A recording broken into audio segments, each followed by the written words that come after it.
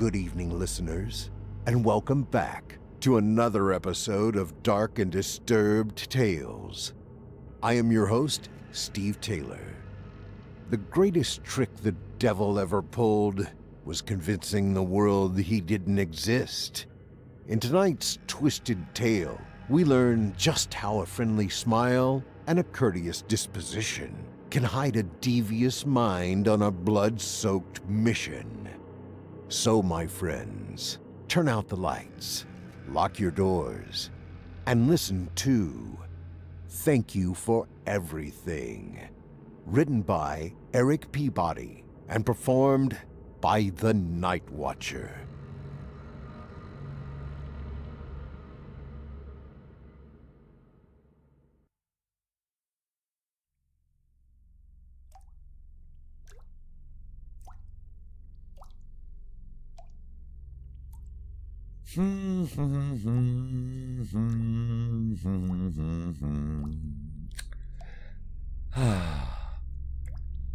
Oh, it looks like someone's waking up a bit. That's real good. I was getting a little worried that I might have, given you a bit too much. Oh, hey, no. Don't try to be sitting up. You're far too, you just don't want to tax yourself, you know? In your current state, you just want to relax and keep your head back on the pillow there. I mean, you probably can't feel the pillow, but trust me, it's there. Don't you worry about that. Just keep your head back and don't try to move or anything. Lay back and keep those peepers pointed up at the ceiling.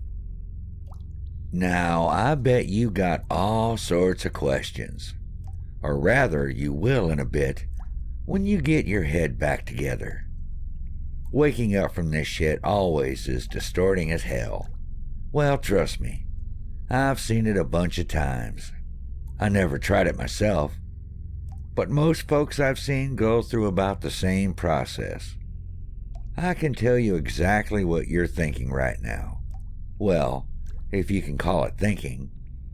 I'm guessing it's more like, popcorn right now. You know, those bags of that gross fucking popcorn you can heat up in the microwave?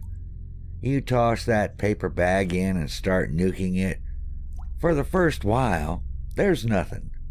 Just that drone of the microwave and that plastic or Pyrex or whatever the fuck plate spinning round and round. The lights are on, but nobody's home, like they say. But after a bit, you get that first pop, and then a few more. They just bounce around in that bag for a bit like they're the only ones there, spinning around with that humming noise.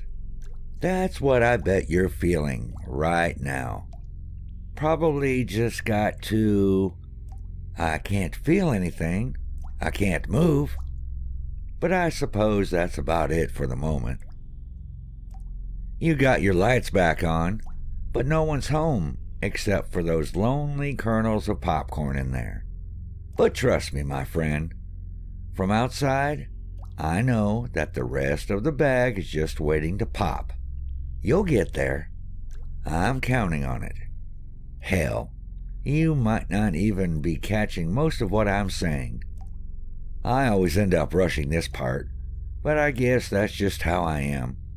I'm a pretty friendly guy when it comes down to it, and I like chatting with people. I don't mind sitting and waiting. I guess, in fact, I can be pretty patient when the situation calls for it. I always try to bring a book or something to pass the time. This time it's, here, I'll show you. You just keep your head back, and I'll reach over and hold it up in front of your face. There. See that? You probably can't make out the words, but you can see the picture, right? This is a collection of stories by Edgar Allan Poe. I'm on the cask of Amontillado. It's a famous story, but I've never read it before. Anyway, My leg's hurting me a bit, so I'm going to head back over to my chair. You just keep looking up at that ceiling. Anyway, the book helps, but I guess I'm always just waiting for the guy to wake up. I've tried books, magazines, crossword puzzles. Never bring my phone with me because of the GPS tracking. That just wouldn't be a smart thing to do. I've tried just about everything else. Hell, I even brought one of those Game Boy things about 10 years ago. That was pretty fun. But still, no matter what, I always start talking like a damn chatty Cathy as soon as the guy wakes up. Like I said, I'm a friendly guy. I like people, and people like me. I even like you. Even though you fetched me a pretty good one in the leg a little bit ago. No hard feelings. You gotta do what you gotta do. Just like I gotta do what I gotta do. Oh, shit, man. You're not gonna want to do that. I know it's a real bitch, but you're not gonna be able to sit up. I mean, have a blast and give it a try if you really want, but it's not gonna work. I got you tied down pretty good there. Sure, I'm not perfect, but this isn't my first time doing this. Not by a long shot. I've seen bigger guys than you try to get out of those sort of restraints, and all they do is end up getting bruised and scraped up. You're trussed up better than a Thanksgiving turkey. Just remember that, buddy. Your ankles, your calves, your thighs, one over each knee, your wrists, your forearms, your biceps, and a big fat one across your chest. I even got one on your neck and another on your forehead. Trust me, the best thing you can do is just relax and take it as it comes. We've got some work to do here. And some stuff to talk about. And it's going to be a lot harder for you if you keep trying to wriggle around like you are. I mean, you don't need to worry. Not to put a fine point on it, but I can do whatever I want to you. Struggling isn't gonna accomplish anything, my friend. There, that's better. You kind of tuckered yourself out a bit, didn't you? I see you breathing pretty hard over there. I said this a bit earlier, but you might not have understood at the time. It's going to take a bit for you to start feeling a little normal again. You know when you wake up from a deep sleep and sometimes you have trouble moving around and you can't clench your hands that tight and that sort of thing? This is kind of like that, but way worse. I'm not that good with numbers, but if you held a gun to my head, I'd say you're probably about 20 or 30% your normal strength. Hell, even if you were wide awake and spun up on some killer shit, you wouldn't be able to get out of those ties. You're just gonna hurt yourself. So, just stay back on that pillow and try to catch your breath. Yeah, I know the gag probably isn't helping with that, but I'm afraid that's how it is.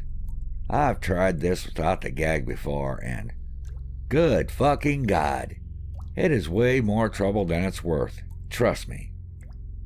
I'm a regular chatty Cathy, just like I said, but even I know that the passing on the gag is a bad idea.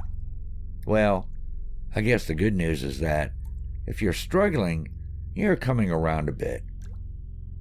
Probably move past the I can't feel anything stage to the where am I stage. Well, that's a good thing. That means we can start talking our business in just a bit. We're not quite there yet, but your brain has a bit more popcorn than it did a few minutes ago. So, let's start with the basics. I know you've been staring at that ceiling for a bit now, but why don't you take a good long look at it? You can't move your head, but you can move those eyes, so let them crawl across every inch of that thing. It's one ugly motherfucker, isn't it? One of those disgusting drop-down ceilings with the crunchy fiber tiles. Believe it or not, these used to be white. Or rather, I'm guessing they were white. I wasn't ever here when the place was new, but I can imagine they didn't look this bad when they were installed. They were probably white and clean, not water-stained and moldy like they are now. You know, you can't see it from where you are, but there are a few fluorescent lights mounted up there too, just down past your feet. They're not turned on right now. This place doesn't even have electricity anymore. But I've got this little Coleman lantern over here by me on the table, and that's why you can't see anything at all. So, what do you think this place used to be? I know you don't have much going on, but I want to get that brain of yours working a bit better. And this is as good a way as any. It's like one of those little brain exercises where you look at the picture and try to find all the monkeys or some fucking thing like that. Doesn't really do anything but revs up the old synapses just a bit. Kinda like after you break a leg real bad or something and need to start doing small little exercises to get your strength back. Rehabilitation. In fact, that's kinda why we're here in the first place. Rehabilitation. Anyway, I guess I can just go ahead and tell you where you are. It's not like you can talk right now anyway. This used to be a hospital. 4 floors above ground and 4 below. We're down at the bottom right now, which probably explains how all the damp and mold and damp and crap got into the tiles you're looking at.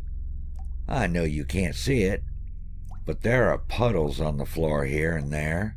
Believe it or not, this is one of the cleaner rooms. Yeah, the whole place is kind of gross, but it's just perfect for what we need. You and me. I've used other places in the past, but once I found this old building, I knew I'd found what I was always looking for. Having something out of the way was always essential. There's sometimes some noise involved in this, and the last thing we need is someone passing by and deciding to stick their nose into my beeswax. The problem is that so many places that are out of the way for most people aren't really out of the way for others. Warehouses and abandoned homes and that sort of thing can be tricky, because once the owners shut it down and move on, you've got your vags to contend with and, hell, actually, you get a kick out of this. I actually had one time, there I was sitting in a room in an abandoned house with a guy, just like you and me are sitting here right now. And we were taking care of what our business was, and I look up to see some fucking junkie standing right in the doorway looking at us. That son of a bitch was skinny as hell, and I'm sure that didn't help none, but still, it looked like his eyes were about to pop right out of his head. Startled me so bad that I actually fell out of my chair. I don't know who was more scared, him or me. Anyway, he turned and ran, and it took me 15 minutes of chasing the guy down and taking care of him before I got back to the room and back to the actual work at hand. Anyway, that's part of what makes this place so great. There are a few towns around, but the nearest is 5 miles away. No one really wanders out this direction. On top of that, the building's in pretty good shape when it comes down to it. Oh, sure, it's not much to look at, but at least the structure is sound. Turns out that this place was built. But before it opened, there was some lawsuit with the parent company, and they just cut their losses and rolled out to greener pastures. Didn't bother demoing the building or anything. I looked it up. That was about, 20 years ago, and I guess the location isn't worth enough for anyone else to have ever taken it over. On top of that, we've got all sorts of useful stuff in here, like the hospital bed you're in right now. All sorts of other fun little tools and things sitting around as well. I really struck the jackpot on this one. I've used it a bunch of times. In fact, just a few months ago, I was using the room right next to this one. Anyway, the isolation and the fun little extras are all fine and dandy, but the main thing is that this place has a certain, I don't know. It has a feel about it, an atmosphere. You can't see all of it right now, but you can see those ceiling tiles, and you can probably figure out the rest. Water on the floor, mold on the walls. Every once in a while, you're going to hear something scuttle around a bit out in the hallway or in the walls. Rats or bugs or some other fucking little creature. The whole thing really has an impact on a person's mind. Kind of gets them in the right headspace to have a serious conversation, just like you and I are going to have pretty soon. In fact, here, this might help things a bit. I think I want to drive home just how much this place can get to you. You just stay where you are for a minute. I know you can't really see me. In fact, you probably don't even know what I look like. I try to be pretty careful with that sort of thing, but you maybe caught a glimpse when I was showing you the book. In any case, you can imagine I look any way you like, but I know you can at least see my shadow as I'm moving around between you and that little lamp on the table. You see, I'm a little worried that you are maybe grasping the full situation that you're in. So, how about we just turn out the lights, just for a little bit? There. That really brings out the other senses, doesn't it? Just listen. It's so quiet in here that you might not think there's anything to listen to, but you can hear some of it, can't you? The occasional drip, sometimes into a puddle, sometimes into the linoleum, maybe some slight creaking somewhere down the hall as the building shifts a bit, maybe just the air as it moves around in whatever little movements there are to push it.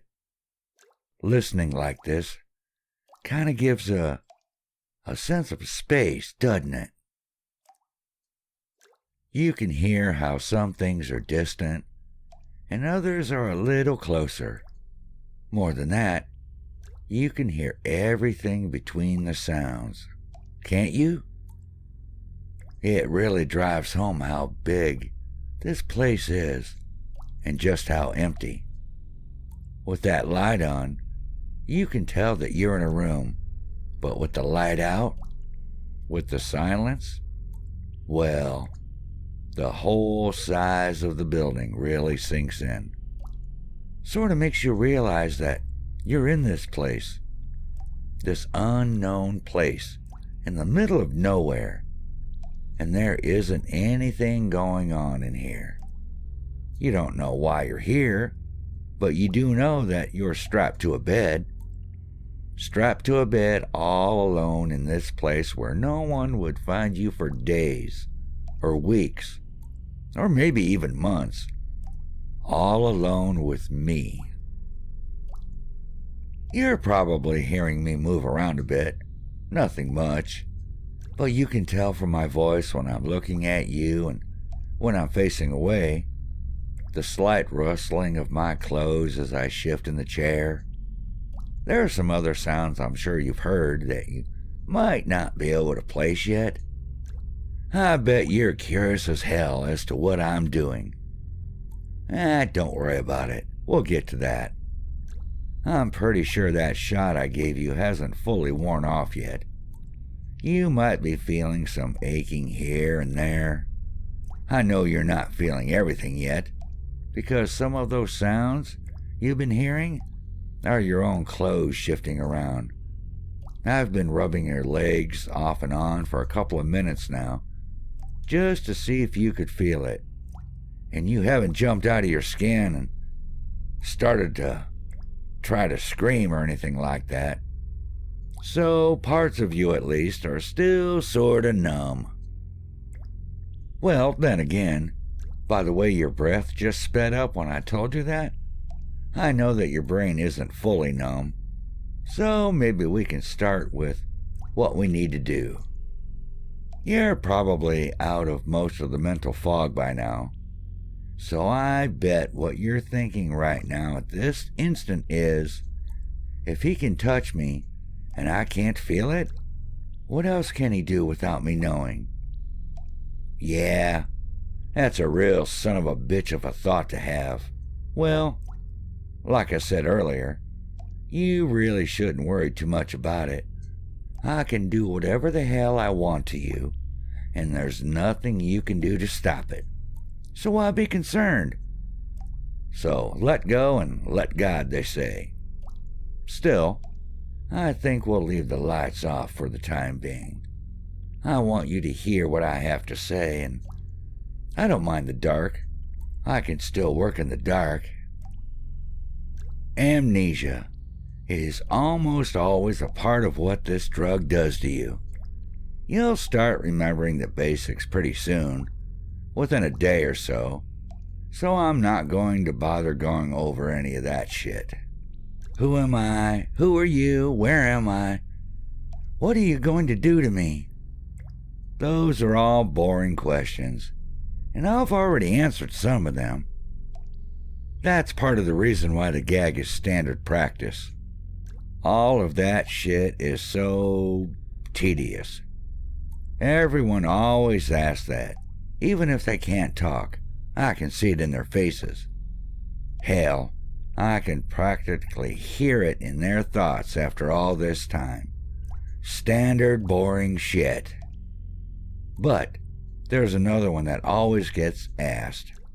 That is interesting. Why am I here?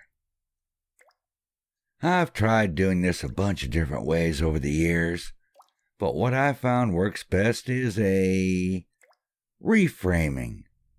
It doesn't matter that no one ever remembers things at this point, but they all start getting indignant nonetheless. I can always tell. No one ever believes that they could be a bad person, that what they did was wrong. So that's where the whole story thing comes in. I don't know what it is, but people seem to accept it a bit easier if there's a degree of separation. So, I'm going to tell you a story. You can believe it or not, but you're sure as hell going to listen to it. Besides, I like to talk while I'm doing what I need to do here. Once upon a time, there was a man.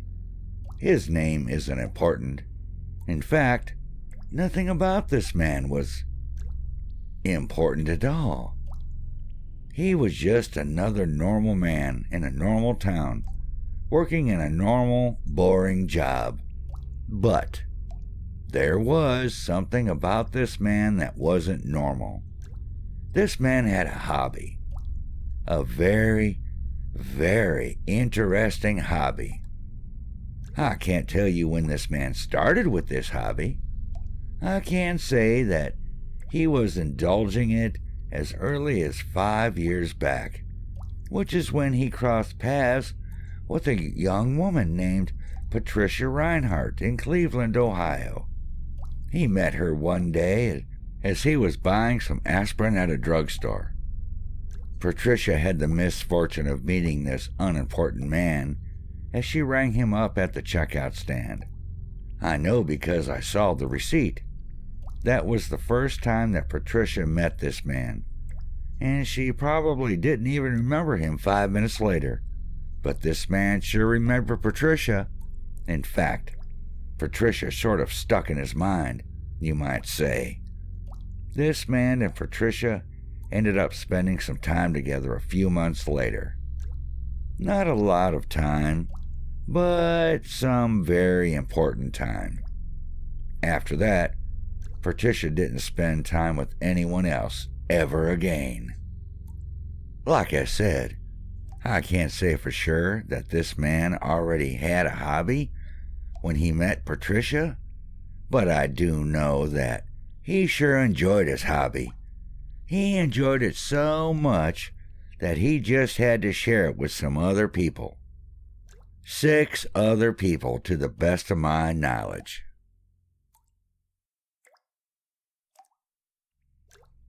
Randy Blackmore was one. He was a UPS driver. He delivered a package to this unimportant man about 6 months before he suddenly stopped coming to work. That one must have been a bitch for the police. So many people to look at. Almost impossible, you might say. Unless someone was particularly good at waiting and liked to talk to people and hear what they had to say. I gotta sit down for a minute. My hands are getting tired here. Besides, there's no use in rushing things. We still have lots to talk about. Okay, that's better. Nothing like taking a load off for a bit. Well, after Randy, there was Anthony Carr. Then Louise Connolly. Wait. That's not right. It was Mary Rodriguez. Then it was Louise. After that was some poor bastard named Percival Intragian. Who the fuck names their kid Percival? Anyway, after poorly named Percival was Antoinette Lefevre. She was the last, and after that, this unimportant man went missing himself. Who might be looking for him? Who knows? Who even noticed that he's gone? I'm sure someone has, but that's not part of this story, I'm afraid. In fact, before our story can go forward, we have to go back a bit, past Antoinette and back to Percival. Percival, whose father is Reginald Intragian. I guess old-fashioned names just sort of run in the family. Well, it's an old family after all. A proud family. You see, Percival was a bit different than all of his other folks that this unimportant and stupid man crossed paths with. Percival came from money, like everyone else that went missing. The police became involved with Percival's disappearance, but when the police exhausted their investigative leads, well, old Reginald had the means to continue the search, though. Through other avenues. I guess you could say that the old man had a fire lit under his ass. He really didn't take it too kindly to his son vanishing, and he was downright convinced that something suspicious was going on. He knew that there was no way that his son would abandon a fortune and a life of luxury just to take off on his own. Reginald talked to a man he knew who talked to another man, and that man decided to meet me for coffee one day about a month ago. Speaking of coffee, my own little coffee break here is just about done. Time to get back to work, I suppose. Just you focus on my voice and not that noise. So, this man takes me out for coffee and tells me about Reginald and how distraught he is. Beyond distraught, actually. Destroyed. The man's old, and his son was his life. In fact, he's so destroyed that he's sort of become consumed with finding out what happened. My friend tells me that Reginald is actually a little frightening. Like he'd do, well, almost anything to find Percival. And that he would do anything to anyone that had anything to do with his son's disappearance. Well, being a friendly person that I am, I express my condolences and tell my friend that I might be able to help him out. In fact, wouldn't you know it, I've had some success at finding people in the past. People that others haven't been able to find. I've also been pretty good at expressing to those people, when I found them, how much pain and heartache they've caused. And I've been so successful in that regard that everyone I've met has learned the error of their ways and has never hurt anyone again. Not once. My friends tell me that old Mr. Trajan would be just so very happy if I was able to help him. So I do what I do best. I start talking. I talked to pretty much everyone I came across and that knew Percival, and even if they just met him briefly. After that, I talked to a few friends I have and old friends that I've known for years. You see, that's the real benefit of being a friendly person. You end up meeting all sorts of people that like you and want to help you out and want to do whatever they can. Some of those people have access to certain databases, and for a guy like me that's patient, you can slowly build a pretty damn impressive network of information. From that, you can find new people to talk to and learn all sorts of interesting things. Maybe you'll be lucky enough to come across some names that raise an eyebrow. For example, maybe Percival ran into a fellow that did some work on his car, and maybe that fellow's coworker happened to remember the interaction. And maybe after checking some credit card records, it turns out that this person ordered something online, and that the delivery driver ended up vanishing a little while later. And maybe, just maybe, this same person had a brief exchange with a young girl at a drugstore who also went missing. You know, it's really funny how things like that come together. Anyway, after that, it wasn't too hard to find a good time for you and I to catch up. It's kind of ironic, actually. For someone that spent so much time following other people, you sure didn't have a clue when I started hanging around. As I'm sure you know, it's important to make sure that you have all your ducks in a row before you actually reach out and grab someone. I have been keeping an eye on you for about 2 weeks now. Like I said, I'm a patient guy. You never even knew I was around. I actually stood right behind you in line at a McDonald's a few days back. Kinda just for kicks. I'm patient, but I like to have fun too, you know? So, I watch you for a bit, figure out when is a good time to be, shall we say, finally to introduce myself? So to say, and then wham bam thank you ma'am, here we are, just like clockwork, and Would you look at that?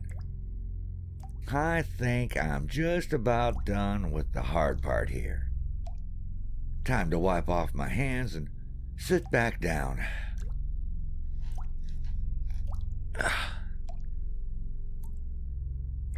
Whew. That's better. I suppose none of us are getting any younger, but I swear these last few years have really started to catch up with me. I've been doing this for a while now. 25 years? Between profession and recreation. Let's call it that. You learn a bunch when you do something that long. But ain't it a bitch that your body starts to go on you right when you've got everything down to a science? You know, old Reginald gave me a piece of paper. He wrote some stuff on it and wanted to make sure that I read it to whoever took Percy when I caught up with him. I've got it in my pocket here, but I think we can skip it. He's a sentimental old fucker, and he'll feel good thinking that I read it. But it's some poorly written shit, and when it comes down to it, same sort of stuff I've seen a few times before. You see, when you get a reputation like I have, when people know you're good at a certain thing, you start attracting similar types of folks. All of them have vengeance on their minds, but more than you might expect, write notes and shit like that.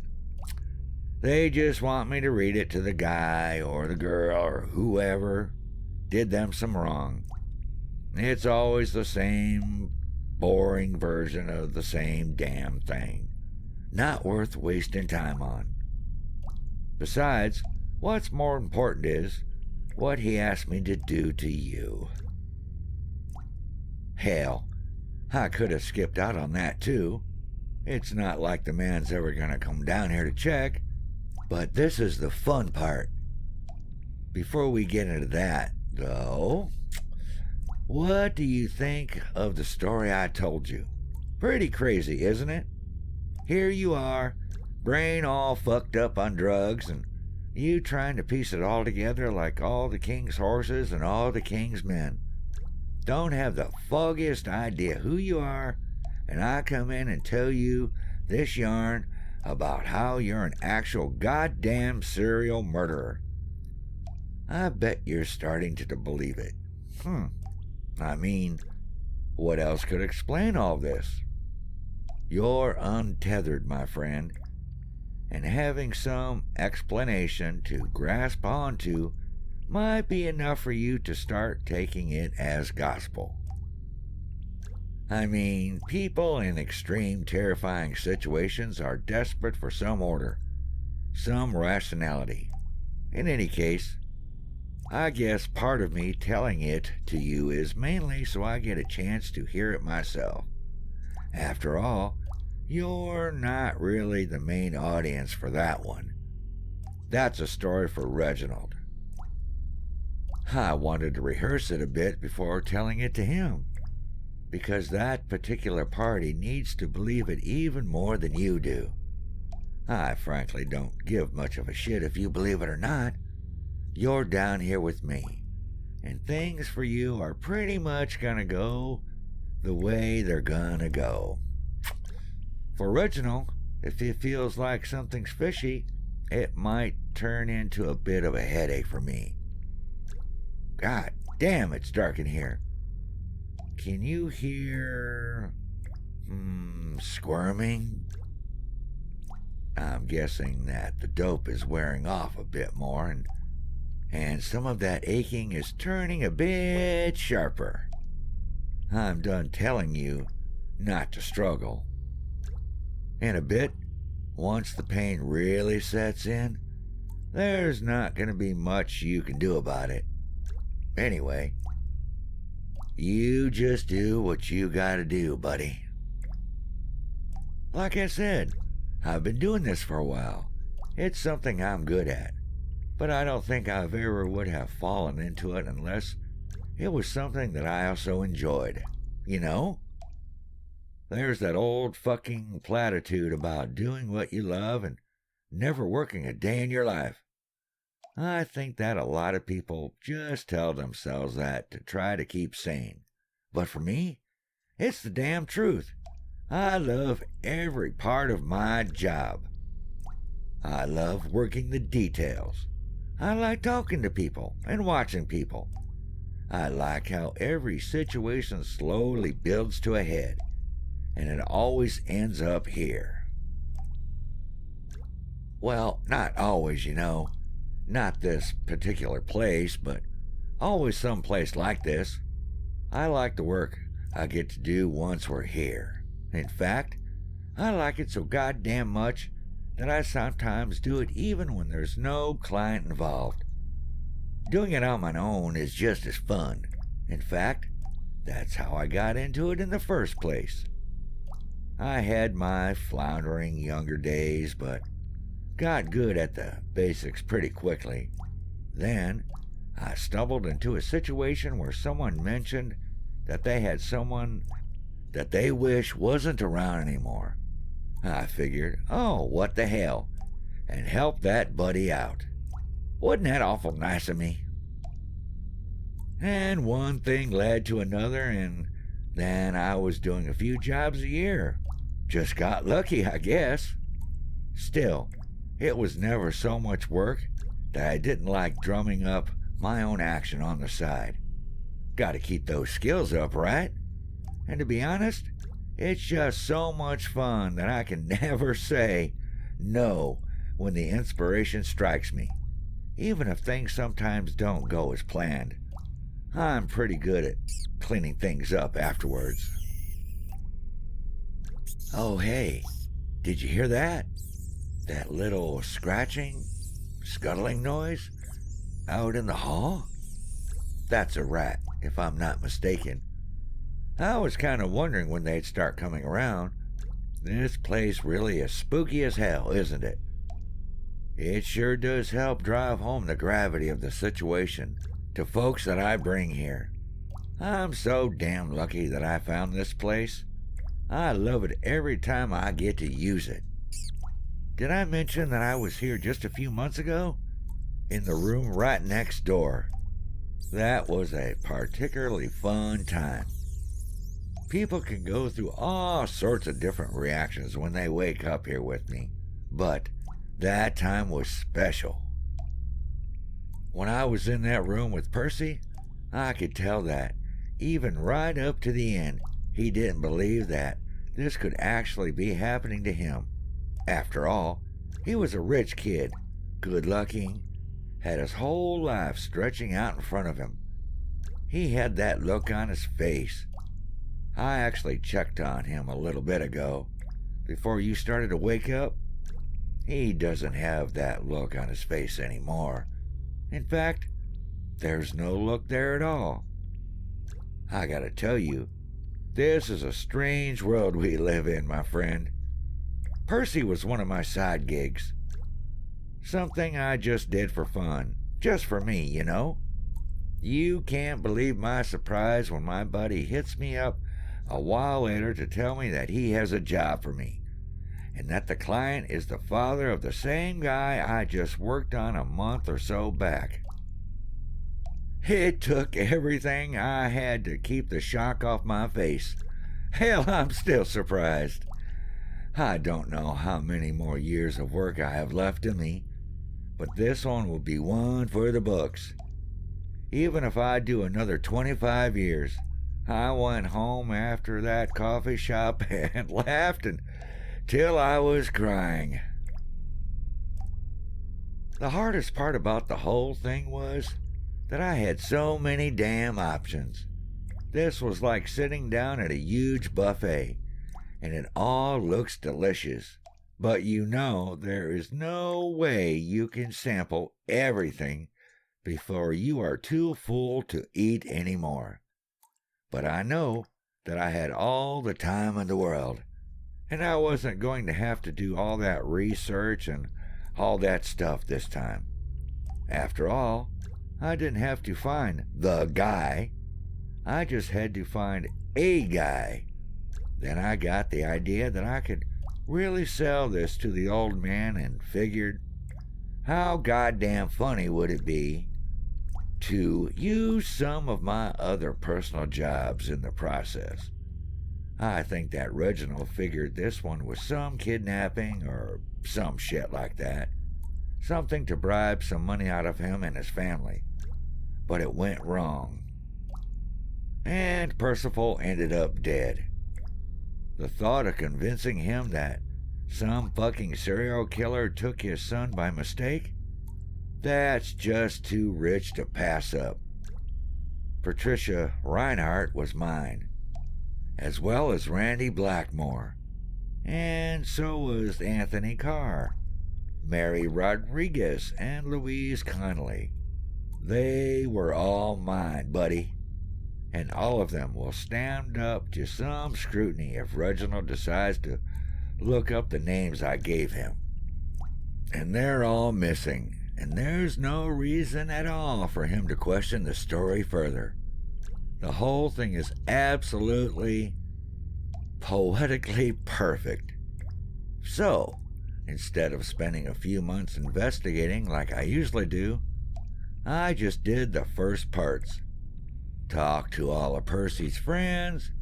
I did just enough so the word would get back to the old man that I was poking around a bit, which is exactly what he wanted.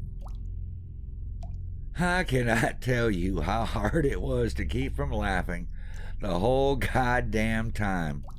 There I was, talking to Percy's friends about who he'd been talking to and where he'd been and what he'd been doing. Did anyone see anything suspicious? And the whole time, I was waiting for one of them to say something that points back to me, but no one ever did. I gotta say, that is the most validating shit you can imagine. Here I am investigating my own crime, and no one was the wiser. After that, do you know what I did? I went on vacation. I spent 2 weeks in sunny California, just enjoying the weather and the beaches. After that, I came back and just picked someone that I knew crossed paths with Percy. It wasn't hard. I had talked to everyone he knew, and I could pick from 100 people that he had chance encounters with, in the right time frame. So, you were easy to find. A small town schmo with a small town life. Someone that wouldn't be looked for too much and just enough of a loner that I could make up any story I wanted, and the old man would buy it. And now here we are. Everything wrapped up nice and tight. I actually have to thank you. Doing what I do, you don't get many chances to talk about your work. And even if I did, I doubt this is the one I could ever tell anyone. You've been the perfect companion for this weird journey, my friend. This is truly one that will stay with me forever.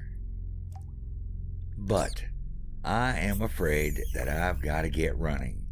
I'm hearing more rats out in the halls. They're skittish, but I know that they're also hungry, and the smell of the blood has got to be driving them out of their little rat minds.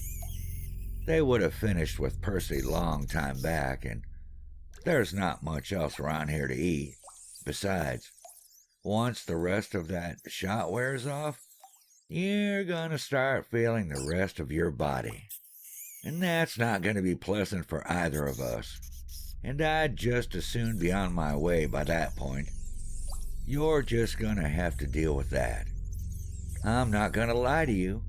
It's gonna take a while for it all to be over. I've got most of your toes and fingers around the base of the hospital bed there, with just a few of them leading out towards the door to the hall. Just enough to help those furry little guys find their way to you without any trouble. There's some blood pooling around your legs from the other incisions, and some of that dripping you've been hearing is the sound of it running off the edge of the bed onto the floor. Don't worry though, I'm good at working in the dark, and I know that nothing I did is fatal. There's not much of a chance you'll pass out before they finish with the appetizers and get to the main course. With a little luck, you might even be able to remember your name before this is all over. So, that's it for me. Like I said, this one is for the books. Life's a weird thing, isn't it? Best of luck with your new friends. And seriously, thank you for everything.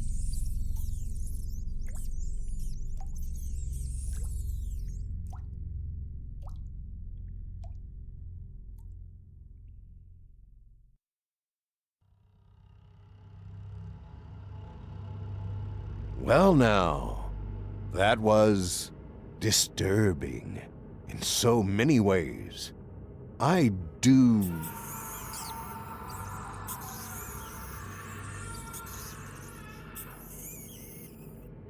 Excuse me, friends. I'll be right back.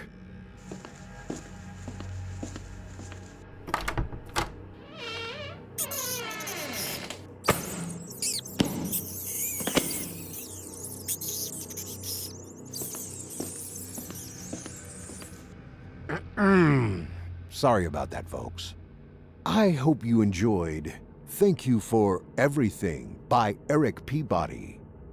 If you like Erik's work, you can find him at his website, www.erikpeabody.com. That's www.erikpeabody.com. And Erik Peabody's audios also can be found at the Chilling Tales for Dark Nights YouTube channel. Just go there and type in Erik Peabody playlist. Well, it's almost time for me to go. I have some business of mine to take care of in the next room. As you know, I'm a friendly guy and I like to talk to people, and well, there's someone who needs talking to over there in the next room.